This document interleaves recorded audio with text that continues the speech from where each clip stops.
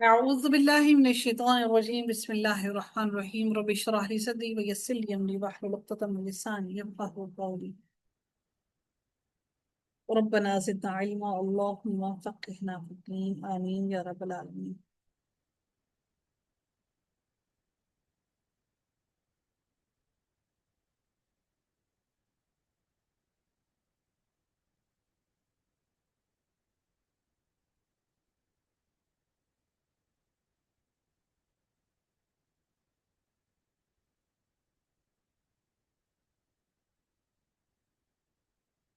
جی آغاز ہوتا ہے رکن نمبر 13 کا، اور اس کی تفسیر کو دیکھتے ہیں۔ اللہ رب العزت ارشاد فرماتے ہیں، یا ایھا الذین آمنوا لا تقولوا راعنا۔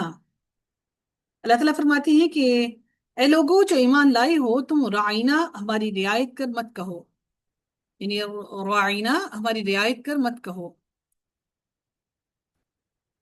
اللہ تعالیٰ نے فرمایا کہ وَقُلُوا انظُرْنَا، اور کہو انظرنا، ہماری طرف نظر کرم کیجئے، ہماری طرف دیکھیے۔ وَاسْمَعُوا، اور ہمیں اور کہو کیا کہو کہ اور کیا کہو کہ ہماری طرف دیکھیے، اور کہو کہ ہمیں سنیے۔ وَلِلْكَافِرِينَ عَذَابٌ أَلِيمٌ، اور کافروں کے لیے دردناک عذاب ہے۔ اچھا، اب یہاں پر راعینا کا یہ جو لفظ ہے نا، راعینا، یہ بیسیکلی، اب میں آپ کو ایک اور چیز بتانا چاہوں گی کہ یہ جو لفظ ہے در حقیقت فعل امر ہے کہ ہماری طرف دیکھیے۔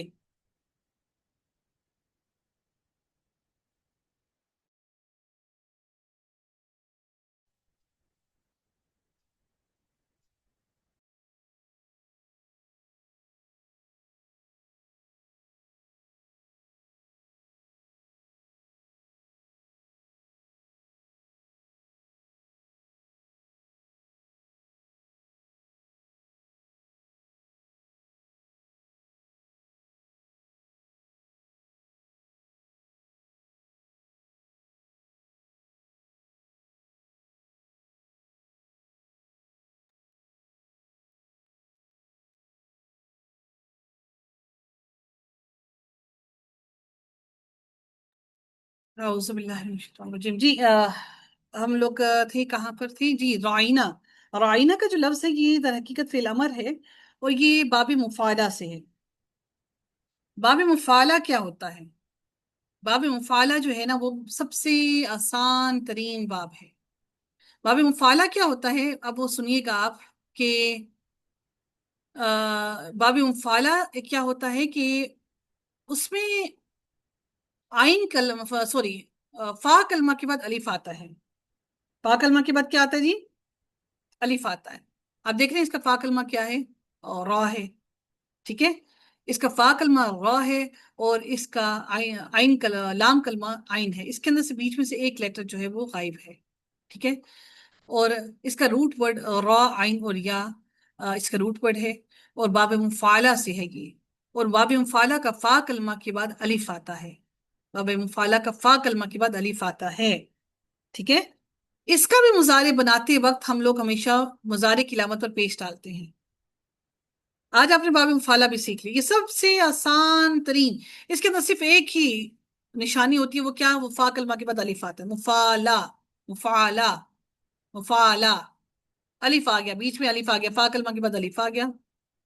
قاتل، قتل کر رہے ہیں نا، قاتل، قتلہ سے قتلہ، قتل کرنا، قاتل، قاتل، قاتل، قاف کے بعد الف آ گیا، دو کے درمیان میں لڑائی ہوئی، یعنی کہ دو لوگوں کے درمیان جب کوئی بات ہو رہی ہو، تصادم ہو رہا ہو، اس میں کوئی ایک بھی جیت سکتا ہے، یعنی کہ قتل ہو رہا ہے تو ایک بھی قتل ہو سکتا ہے، دوسرا بھی ہو سکتا ہے، دونوں میں سے، یعنی کہ دو لوگوں کے درمیان بات ہو رہی ہے، وہ باب مفعلہ سے ہوتا ہے۔ دو لوگوں کی مشارکت ہو، یعنی کہ دو لوگ شریک ہوں اس بات میں، اس معاملے میں، تو راعینا کا جو لفظ ہے یہ باب مفعلہ سے ہے۔ باب مفعلہ کے اندر فا کلمہ کے بعد الف آتی ہے، باب مفعلہ کے اندر فا کلمہ کے بعد الف آتی ہے، ٹھیک ہے؟ لا تقولوا، اللہ تعالیٰ نے ان کو حکم دیا کہ رائنا کا لفظ استعمال نہ کرے۔ کیا ہوا یہ کہ مسلمان رسول اللہ صلی اللہ علیہ وسلم کو متوجہ کرنے کے لیے یہ لفظ استعمال کرتے تھے، یہودی بھی اس لفظ کے ساتھ آپ صلی اللہ علیہ وسلم کو مخاطب کرتے، مگر زبان کو کھینچ کر لفظ بدل دیتے، جس سے وہ لفظ گالی بن جاتا۔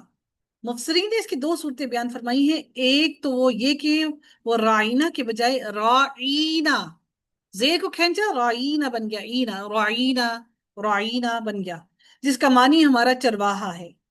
दूसरी ये कि वो उसे राउनत से इस्मुल फाइल करार देकर राइनन कहते, जिसके मानी अहमक के हैं, यानी कि नबी सल्लल्लाहु अलैहि वसल्लम को नाउजुबिल्लाह वो अहमक कहते, इसको इस्मुल फाइल बना लेते थे। इस्मुल फाइल पता है ना आप लोगों को, इस्मुल फाइल बनाना क्या होता है?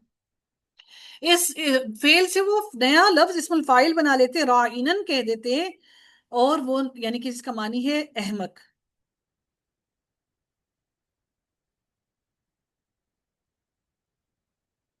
फिर आपस में जाकर खुश होते। अल्लाह ताला ने मुसलमानों को आपके लिए ये लफ्ज इस्तेमाल करने से ही मना कर दिया, और उन्हें कहा कि उन्जुर ना कहने का हुक्म दिया।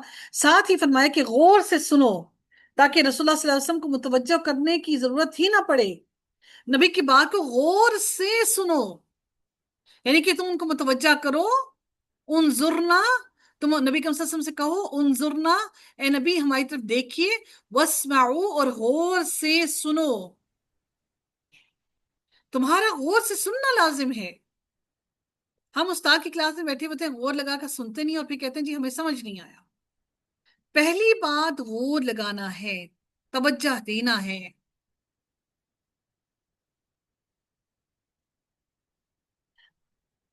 इससे यहूदियों की दुश्मनी की तबीयत और उनकी शरारत साफ वाज़ेह हो गई। मुसलमानों को उनके अमाल के अलावा उनके अल्फाज और उनके अकवाल से भी मुशाबियत करने से मना किया गया। जैसा कि इब्ने उमर से रवायत है कि रसूलुल्लाह सल्लल्लाहु अलैहि वसल्लम ने फरमाया, जो शख्स किसी कौम की मुशाबियत इख्तियार करे वो उन्हीं में से है। इस आयत में यह भी मालूम हुआ कि ऐसे अल्फाज जिनमें बेअदबी और गुस्ताखी का शुबा भी पैदा होता हो, वो इस्तेमाल करना भी दुरुस्त नहीं। यहूदियों ने अस्सलाम वालेकुम के बजाय अस्सलाम वालेकुम कहना शुरू कर दिया, जिसके मानी है कि तुम पर मौत हो। रसूलुल्लाह सल्लल्लाहु अलैहि वसल्लम ने उनकी जवाब में उनको कहा अलैका, कि तुम पर भी वैसा ही हो जैसे तुम मेरे बारे में कहते हो। अच्छा, हम लोग यहूदियों की कौन सी एक बात बड़े हम कहते हैं, आप मुझे बताइएगा। ईसाइयों यहूदियों की एक बात जो हमारे दीन का हिस्सा नहीं। हम जब मिलते हैं किसी से, या फिर हम फोन उठाते हैं, और मिलना तो दूर की बात है, शायद ये फोन अंग्रेजों की इजाद है, तो इसलिए हम लोग इसको फोन उठाते वक्त हम पहला लफ्ज क्या बोलते हैं? मतलब सलाम तो करते हैं, अगर आवाज नहीं आई तो क्या कहते हैं? हेलो। हेलो। हेलो। क्या कहते हैं जी? हेलो। हमें कहना चाहिए।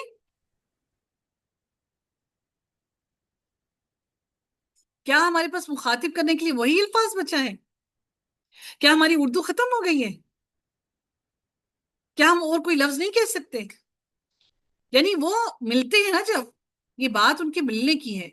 जब वो मिलते हैं ना, बाकी मैं इंग्लिश लैंग्वेज की बात नहीं कर रही, वो जब आपस में मिलते हैं, when they greet some one another, they used to से हेलो, हाय। ऐसा ही है कि नहीं है? हेलो का जवाब क्या होता है? यानी उनका मिलने का अंदाज है ये। हम सलाम को छोड़ के हेलो हेलो बोलते हैं। हमें चाहिए कि हम अपनी इस्लाह करें। मैं शिद्दत पसंदी की बात नहीं कह रही। जहां मेरे रब ने कहा हमें अपने अखवाल को दुरुस्त करने की जरूरत है, तो हमें जरूरत है उनको दुरुस्त करने की। जब अल्लाह ने हमें इतना खूबसूरत कलमा सिखा दिया कि हम उस कलमे को सीख कर एक दूसरे पर दुआ भेजें, तो हम क्यों वो लफ्ज इस्तेमाल करें? आगे चलते हैं, अल्लाह ताला मजीद फरमाते हैं अगली आयत के अंदर, मा यवद्दुल्लज़ीना कफ़रू मिन अहलिल किताबि वलल मुश्रिकीना अन युनज़्ज़ला अलैकुम मिन खैरिन मिन रब्बिकुम वल्लाहु यख्तस्सु बिरहमतिही मन यशाउ वल्लाहु ज़ुल फ़ज़्लिल अज़ीम। वल्लाहु यख्तस्सु बिरहमतिही, मुश्रिकीन अरब के नजदीक रसूलुल्लाह सल्लल्लाहु अलैहि वसल्लम एक आम आदमी थे। अहले किताब में से जिन लोगों ने कुफ्र किया, ना वो पसंद करते हैं कि ना वो पसंद करते हैं और ना मुश्रिकीन कि तुम पर तुम्हारे रब की तरफ से कोई भलाई उतारी जाए, और अल्लाह अपनी रहमत के साथ जिसे चाहता है खास कर लेता है, और अल्लाह बहुत बड़े फजल वाला है।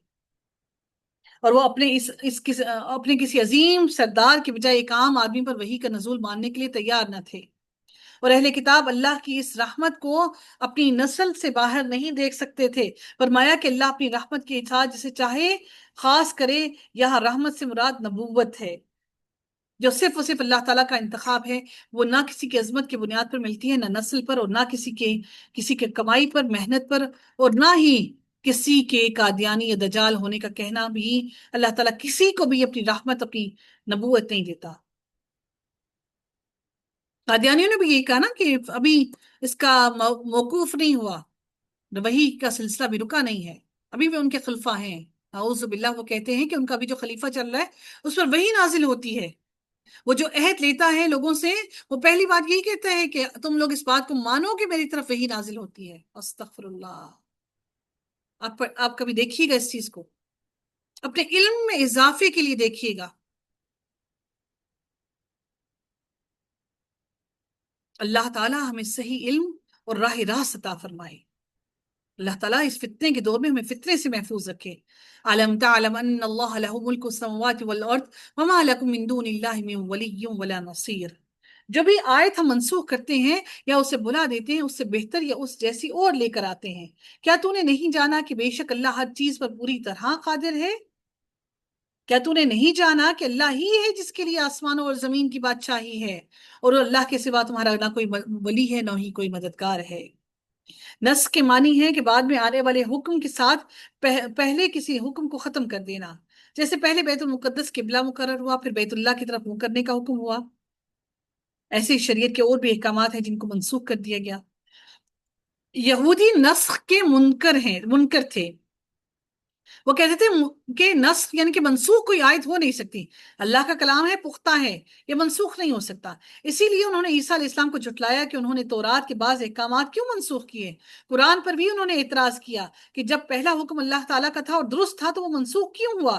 اللہ تعالیٰ نے اس کے کئی جواب دیے۔ پہلے جواب کی تفصیل یہ ہے کہ پہلا حکم در حقیقت ہوتا ہی اتنی مدت کے لیے ہے، نسخ اس مدت کے ختم ہونے کا اعلان ہے۔ اس وقت تک وہ پہلا حکم عین حکمت تھا، بعد میں اس جیسے یا اس سے بہتر دوسرے حکم کی ضرورت تھی تو وہ اللہ تعالیٰ نے جاری کر دیا۔ کائنات میں ہر وقت اس کا مشاہدہ ہو رہا ہے، نطفہ سے لے کر علقہ تک، پھر مدعقہ تک، مدغہ تک، پھر ہڈیاں، پھر جنین، پھر بچپن، پھر جوانی، پھر بڑھاپا، پھر موت اور قیامت، سب نسخ ہی کی صورتیں ہیں۔ کیا نسخ نہیں ہے؟ پہلے نطفہ ہوتا ہے، نطفہ ختم ہوتا ہے تو علقہ بنتا ہے، علقہ ختم ہوتا ہے تو مدغہ بنتا ہے، مدغہ ختم ہوتا ہے تو انسان کی ہڈیاں بنتی ہیں، وہ نسخ ہوتا ہے تو جنبین بنتا ہے، یعنی جنتا ہے انسان، بچتا، جنم ہوتا ہے اس کا، پھر وہ جنم ختم ہوتا ہے تو پھر بچپن آتا ہے، بچپن ختم ہوتا ہے جوانی آتی ہے، جوانی ختم ہوتی ہے بڑھاپا، بڑھاپا ختم ہوا موت، اور موت کے بعد قیامت۔ یہ سارے تو نسخ ہی ہیں۔ اللہ کے تو سارے کے سارے، اگر ان کو ان باتوں پر یہ ہے تو وہ تو کائنات کی تخلیق کے ہی انکاری ہیں۔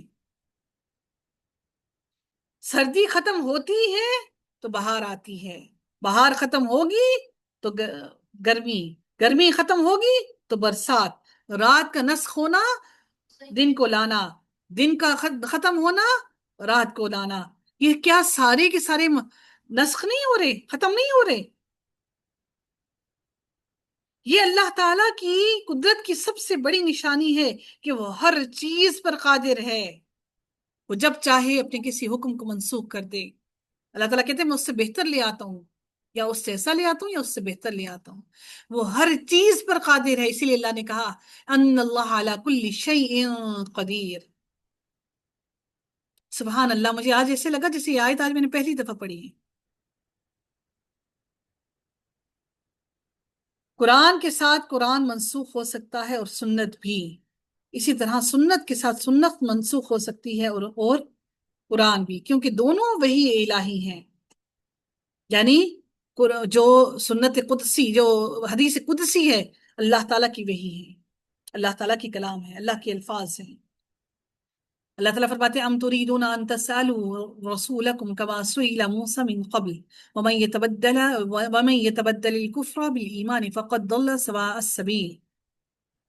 قرآن سے قرآن کی نسخ ہونے کی مثال میں آپ کو ایک بتانا چاہوں گی کہ وہ کیا ہے، کہ سورہ نساء میں آیت نمبر 15 میں اللہ تعالیٰ نے زنا کرنے والی عورتوں کی سزا مقرر فرمائی کہ انہیں گھروں میں بند کر رکھو یہاں تک کہ انہیں موت اٹھا لے جائے، یا اللہ تعالیٰ ان کے لیے کوئی راستہ بنا دے۔ پھر سورہ نور کی شروع میں زانی مرد اور زانی عورت کو 100 کوڑے مارنے کا حکم دیا۔ قرآن کی سنت کے ساتھ نس کی مثال جیسے شروع شروع میں روزے کی حالت میں مغرب کے بعد سو جانے کے بعد کھانا پینا اور بیوی کے ساتھ بیوی کے پاس جانا منع تھا۔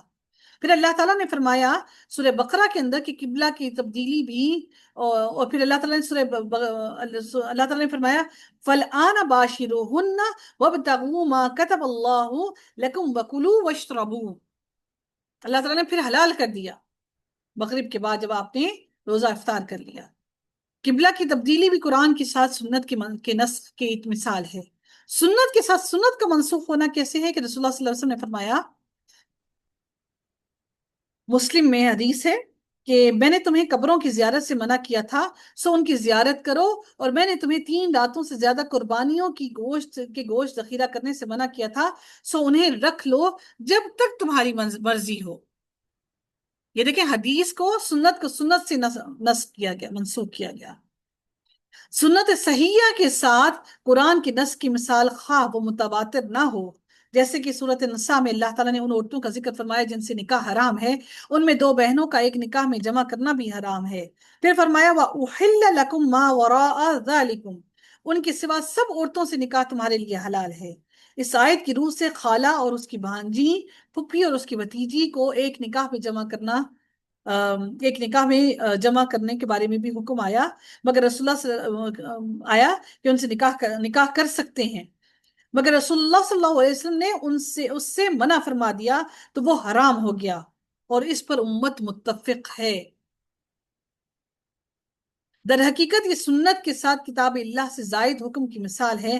بعض لوگ کتاب اللہ پر زیادتی کو نسخ کہتے ہیں، ان کے قول کے مطابق یہ نسخ کی مثال ہے۔ ہم سب کے لیے جاننا ضروری ہے کہ جو اللہ تعالیٰ کے احکامات ہیں وہ نبی اکرم صلی اللہ علیہ وآلہ وسلم نے وہ ایز اٹ از ویسے ہی بیان کر دیے۔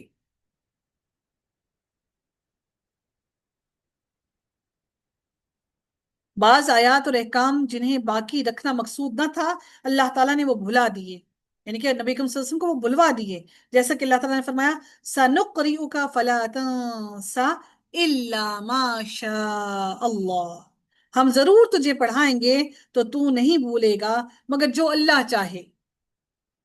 اب اگلی آیت میں، آیت نمبر 108 میں اللہ تعالیٰ فرمائے یہاں اگرچہ بیان نہیں ہوا کہ موسیٰ علیہ السلام سے کیا سوال کیا گیا، مگر پیچھے گزر چکا ہے کہ ان سے اللہ تعالیٰ کو کھلم کھلا دیکھنے کا مطالبہ کیا گیا تھا۔ اہل کتاب نے رسول اللہ صلی اللہ علیہ وسلم سے بھی ایسی ہی گستاخی کا رویہ اختیار کیا، اور اہل کتاب تجھ سے سوال کرتے ہیں کہ تو ان پر آسمان سے کوئی کتاب اتارے، سو وہ تو موسیٰ سے اس سے بھی بڑی بات کا مطالبہ کر چکے ہیں، چنانچہ انہوں نے کہا ہمیں اللہ کو کھلم کھلا دکھلا دے۔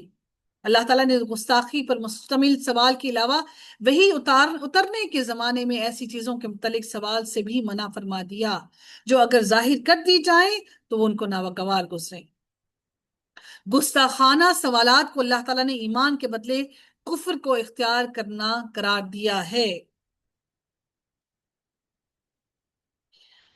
اللہ تعالیٰ مزید فرماتے ہیں وَدَّ كَثِيرٌ مِّنْ أَهْلِ الْكِتَابِ لَوْ يَرُدُّونَكُمْ مِّن بَعْدِ إِيمَانِكُمْ كُفَّارًا، بہت سے اہل کتاب چاہتے ہیں کہ کاش وہ تمہیں تمہارے ایمان کے بعد پھر کافر بنا دیں اپنے دلوں کے حسد کی وجہ سے، اس کے بعد کہ ان کے لیے حق خوب واضح ہو چکا، سو تم معاف کرو اور درگزر کرو یہاں تک کہ اللہ اپنا حکم لے آئے، بے شک اللہ ہر چیز پر پوری طرح قادر ہے، اور نماز قائم کرو اور زکوٰۃ ادا کرو، اور جو بھی نیکی تم اپنی جانوں کے لیے آگے بھیجو گے اسے اللہ کے پاس یقیناً پاؤ گے۔ اس کثیر من اہل الکتاب، اس میں رسول اللہ صلی اللہ علیہ وسلم کے زمانے میں اہل کتاب شامل ہیں، اور بعد میں آنے والے بھی تمام زمانوں کے یہود اور نصارہ بھی شامل ہیں، جیسا کہ ہمارے دور میں ان کی طرف سے علم اور تحقیق کے نام پر اسلام کے عقائد اور احکام کے خلاف پروپیگنڈا ہو رہا ہے۔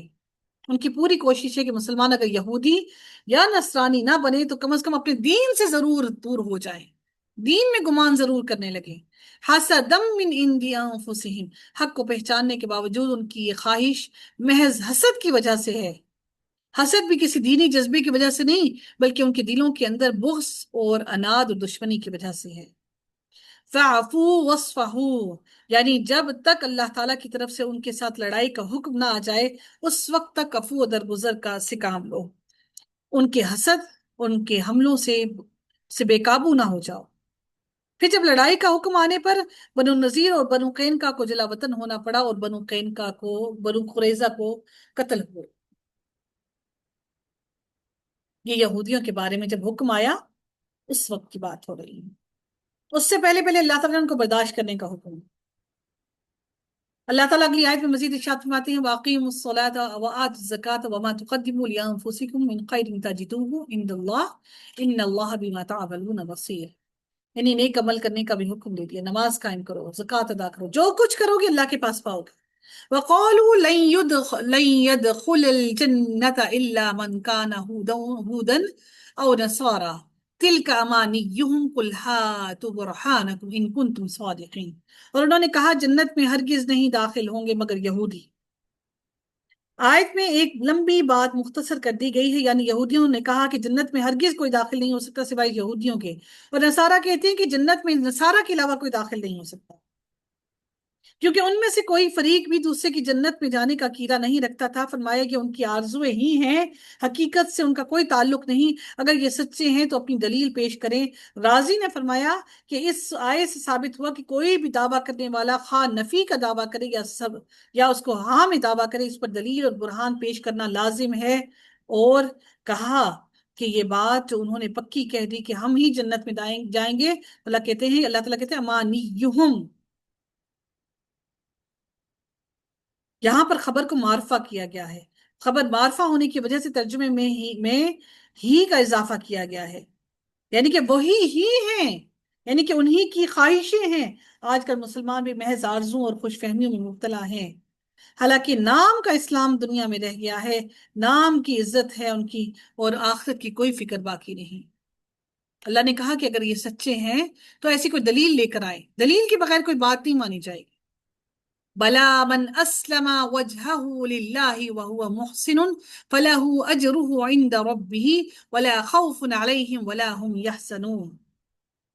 क्यों नहीं, जिसने अपना चेहरा अल्लाह की ताबे कर दिया, अल्लाह की तरफ अपना रास्ता मोड़ लिया, अपने आप को अल्लाह ताला के आगे अपने झुका लिया, हर काम अल्लाह की खशियत के मुताबिक ढाल लिया, और वो नेकी करने वाला हो, तो उसके लिए उसका अजर उसके रब के पास है, और ना उस पर कोई खौफ है और ना ही वो गमगीन होंगे। अल्लाह ताला हमें भी वो खशियत नसीब फरमाए। व आखिर दावाना अल्हम्दुलिल्लाहि रब्बिल आलमीन। सल्लल्लाहु तआला अला खैरिही खल्क़ी अजमाइन बिरहमतिका या अरहमर राहिमीन। सुब्हानकल्लाहुम्मा व बिहम्दिका नशहदु अल्ला इलाहा इल्ला अंता नस्तगफिरुका व नतूबु इलैक। अस्सलामु अलैकुम व रहमतुल्लाहि व बरकातुहू।